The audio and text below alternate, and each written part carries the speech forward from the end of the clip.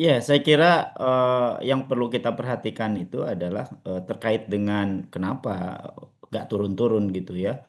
Tentu apa namanya sudah dilakukan oleh pemerintah gitu ya upaya keras. Terus juga Bank Indonesia dengan menaikkan BI rate katakanlah di 50 BPS ya.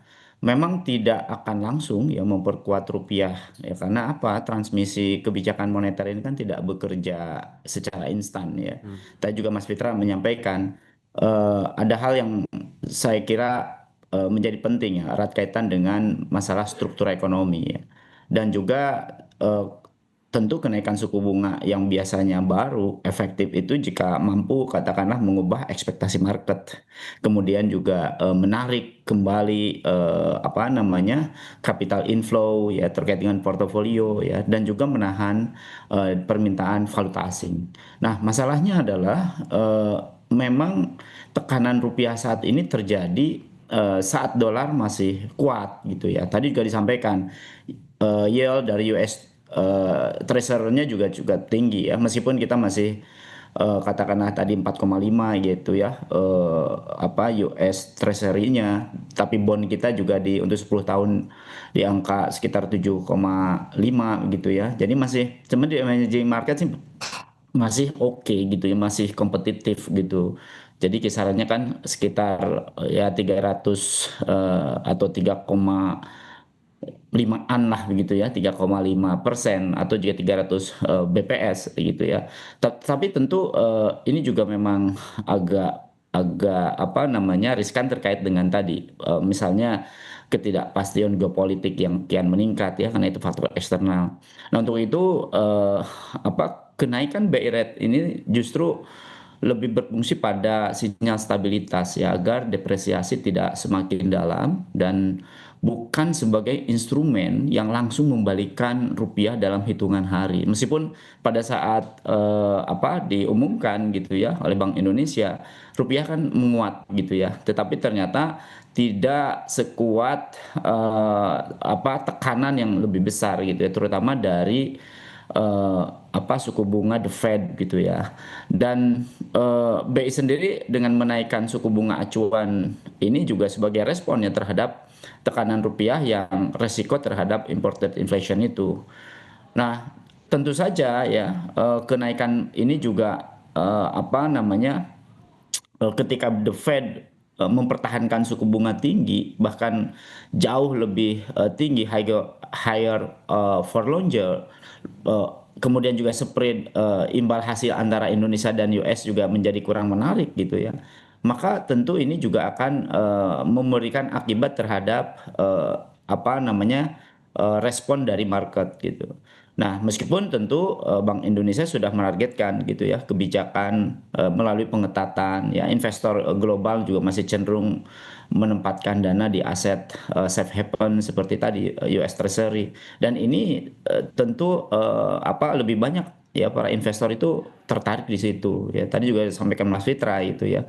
Memang tidak apa tidak mudah gitu dalam situasi seperti ini gitu ya. Tetapi yang paling penting adalah bagaimana perbaikan struktur terkait dengan karena kan gini ya, eh, kurs kita itu kan dipengaruhi tidak hanya oleh sektor keuangan gitu ya atau sektor moneter, tapi di in the theory gitu ya. Kalau kita lihat dari sisi pengeluaran, kurs itu kan disebabkan oleh arus barang ekspor impor. Hmm. Nah, ini juga tentu harus didukung oleh tadi disampaikan ya Mas Fitra itu apa deindustrialisasi gitu ya atau industri atau hilirisasi yang erat kaitan dengan apa orientasi ekspor, dan ini tentu bisa menarik gitu ya jumlah apa namanya US dollar masuk ke dalam negeri kan gitu yang kemudian bisa apa memperkuat devisa negara. Nah, inilah yang kemudian juga apa namanya menjadi salah satu yang harus dilakukan. Makanya kemudian pemerintah muncullah kemudian kebijakan pada saat kemarin diumumkan ada DSI, meskipun memang tidak serta-merta langsung gitu ya kan butuh apa namanya ada lag time gitu ya untuk efisiensi dan efektivitas dari DSI ini. Nah, tentu yang paling penting adalah bagaimana ya melihat situasi sekarang ini untuk memperkuat nilai tukar rupiah kita gitu ya, tidak dari aspek-aspek apa namanya, suku bunga semata, tetapi tadi ya kebijakan fiskal, kemudian kredibilitas dari fiskal, kepercayaan market terhadap pengelolaan fiskal, termasuk juga di dalam perbaikan-perbaikan struktur ekonomi, khususnya erat kaitan dengan apa namanya, industrialisasi atau hilirisasi yang bisa memperkuat apa namanya, ekspor kita gitu. Saya kira itu. Mas Rizal, tadi dikatakan bahwasannya sebenarnya BI rate sudah dinaikkan ya, 50 basis poin. Kemudian ternyata rupiah belum juga menguat. Apakah ini artinya BI telat melakukan tindakan atau begitu kuatnya sebenarnya hantaman yang ada dari luar? Iya, saya kira karena gini, faktor-faktornya kan banyak gitu ya.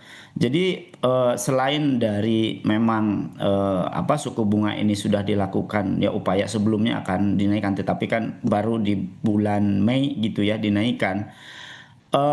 Bukan berarti BI rate ini tidak kuat sebenarnya ya, tetapi efektivitasnya itu memang terbatas ketika tekanan yang berasal dari faktor globalnya yang sangat besar.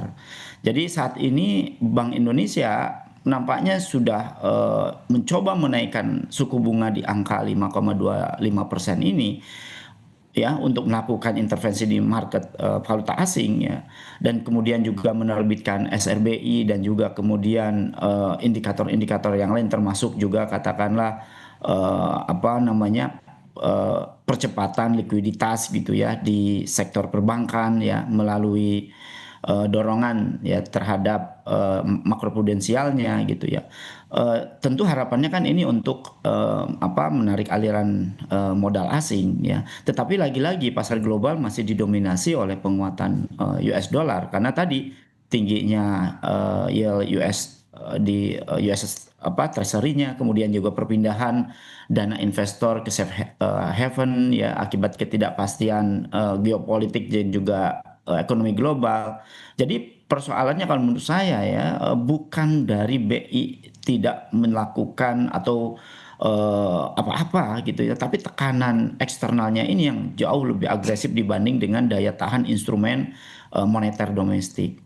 Nah, selain itu apa namanya, bahkan banyak ya mata uang emerging market ini juga yang mengalami tekanan serupa ya di dalam kondisi seperti ini. Jadi kenaikan suku bunga juga lebih berfungsi pada menjaga stabilitas dan meredam volatilitas agar apa? Rupiah melemah tidak terlalu dalam ya, dan semakin dalam ya, bukan langsung memang memperkuat rupiah secara cepat, apalagi dalam kurun waktu yang sangat instan. Toh Oke. nanti juga akan kembali kepada keseimbangannya sendiri, meskipun tentu perlu ada apa namanya, dorongan ya dari faktor selain moneter gitu ya, selain suku bunga tadi yang saya sampaikan, kredibilitas fiskal, kebutuhan pembiayaan APBN, prospek subsidi energinya, arus modal asingnya ya, hingga persepsi market ya terhadap kebijakan ekonomi nasional ini. Oke. Jadi apa namanya, stabilitas rupiah ini tidak bisa hanya apa, dikontrol hanya oleh BI rate ya. BI Tapi rate adalah banyak salah satu komponennya ya. faktor, tapi banyak komponen Ya. lain ya, kebijakan moneter, fiskal, ya penguatan ekspor, ya optimalisasi DHE sumber daya alam, dan Oke. juga peningkatan kepercayaan investor.